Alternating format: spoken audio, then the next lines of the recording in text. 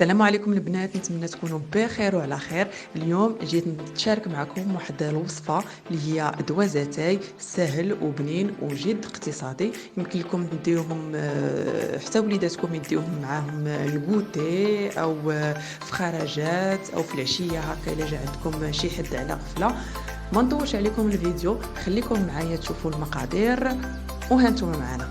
لهاد الوصفه تنحتاجو 2 ديال البيضات، خماره وحده، فاني وحده، كاس لاروب ديال الزيت، كاس لاروب ديال السكر، 250 غرام ديال الزبده او مارغرين، زبده حيوانيه او مارغرين اللي متوفر عندكم في البيت.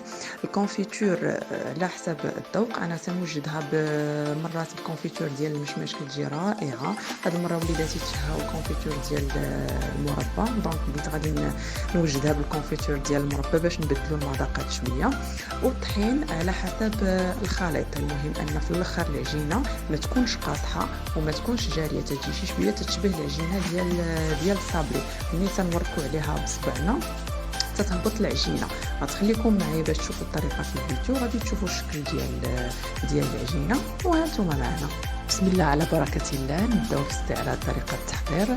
كناخذوا 250 غرام ديال الزبده وتنضيفوا عليها داك كاس لاروب ديال السنيده وتنبداو نخدموهم مزيان. كندخلوا السنيده في الزبده كنعجنوهم مزيان. في هذه المرحله خصنا نخدموا مزيان اليديدات ديالنا والصبيعات ديالنا.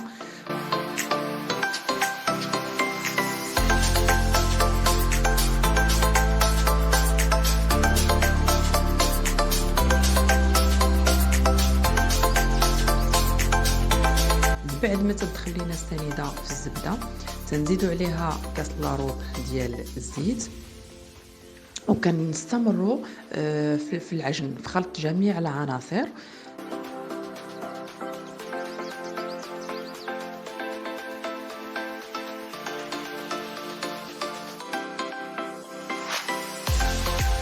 من بعد كنزيدوا داك فاني، سكر فاني، ساشي ديال السكر ديال الفاني، وحنا كنستمروا في العجن.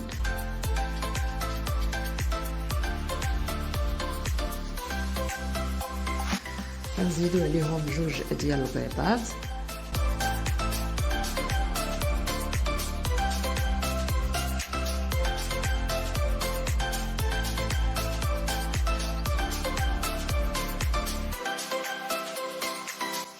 كنخلطوا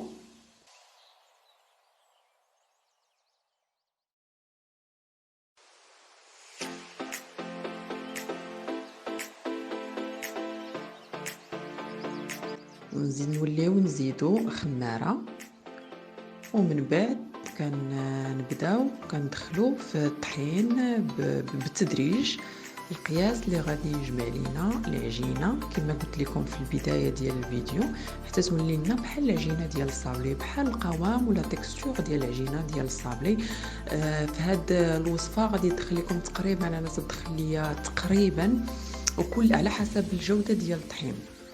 انا الجوده ديال الطحين اللي عندي كتدخل لي تقريبا 600 غرام ديال الطحين، ما بين 550 حتى 600 غرام ديال الطحين تجيني كافيه باش كتجمع لي داك العناصر وداك الخليط اللي عندي، وباش كتولي لي القوام ديال العجينه في الشكل اللي انا بغيت. كنحطوها على جنب ترتاح ونكملوا في الفيديو معنا. بعد ما وجدت لينا العجينه ديالنا كناخذوا تقريبا ثلث ديالها كنلويوه في سلوفان وتنحطوه في الكونجيلاتور المده اللي غادي تجمد لينا، لان من بعد غادي نحتاجو باش نحكوه في الحكاكه. واذا كانت العجينه ما مجمداش غادي يسمح لنا شي شويه ملي غادي نجيو نحكوها في الحكاكه. اذا غادي نخليوه في الكونجيلاتور يتجمد لينا واحد تقريبا غير تجمع العجينه واحد نص ساعه ولا ساعه الا ربع، وما تبقى من العجينه غادي نسرحوها في اللاطه كما تشوفوا معنا في الفيديو. كناخذوا القسم ديال العجينه اللي غادي نسرحو في اللاطه بعد ما درنا فيها ورق الزبده، كنسرحوه فيها بحيث يكون السمك ديالو رقيق.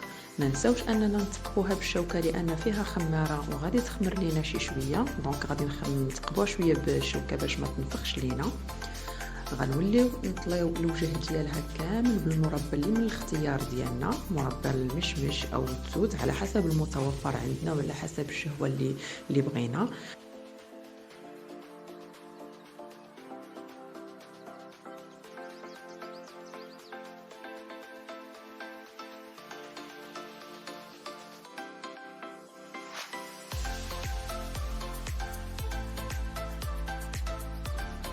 ناخذوا العجينه اللي تجمدات لينا ديجا في الكونجيلاتور ونحكوها في الحكاكه على الوجه كامل ديال هذاك المبروش ديالنا، بحيث نحاولوا نغطيو المساحه كلها اللي عندنا ديال المبروش، ما تبقى حتى بلاصه عريانه، باش يجي الشكل النهائي زوين كما كتشوفوه معايا في الفيديو.